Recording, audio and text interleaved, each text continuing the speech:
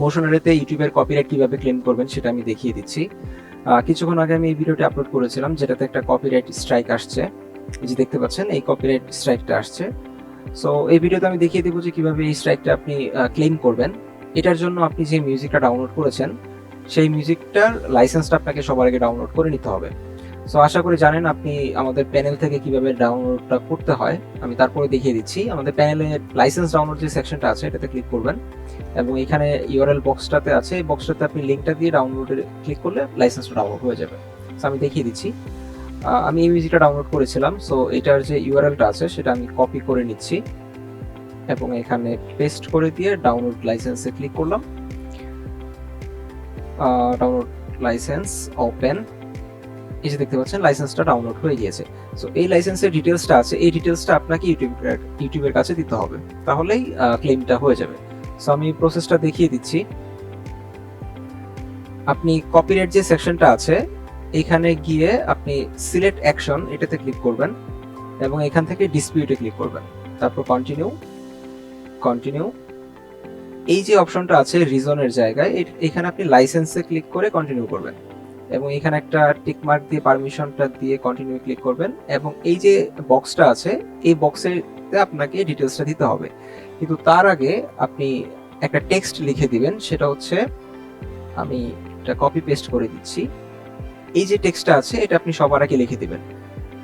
এটা লেখার পর আপনি লাইসেন্সের যে টেক্সটটা আছে সেটা আপনি দিবেন। এটা কপি করা খুবই সহজ। এটা আপনি জাস্ট কন্ট্রোল এ চাপলে টোটালি কপি সিলেক্ট হয়ে যায়। এরপর আপনি কন্ট্রোল সি চাপবেন, চেপে এইখানে এসে আপনি এটা পেস্ট করে দিবেন।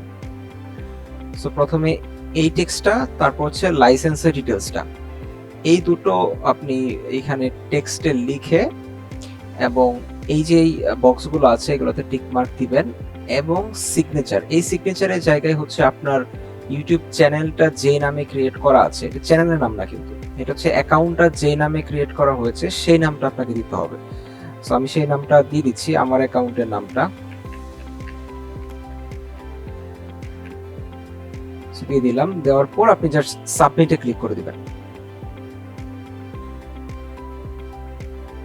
সাবমিট হয়ে গেল।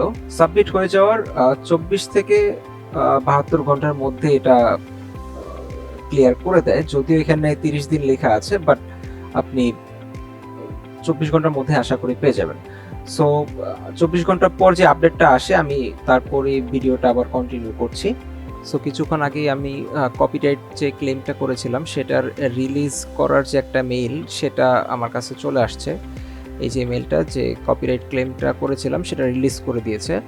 সো এটা অলমোস্ট আধা ঘন্টার মধ্যেই তারা রিলিজ করে দিয়েছে। মানে 11:30 আমি এটা অ্যাপ্লাই করেছিলাম, 12:05 আমি মেইলটা পেয়েছি। সো এখন যদি আমি আমার কন্টেন্টটাতে চলে যাই এবং রিফ্রেশ করি, দেখতে পাচ্ছেন যে এখানে কিন্তু কিছুক্ষণ আগে কপিরাইট লেখা ছিল যেটা এখন নান লেখা আছে, তার মানে আমার এই কন্টেন্টটাতে আর কপিরাইট স্ট্রাইক নাই।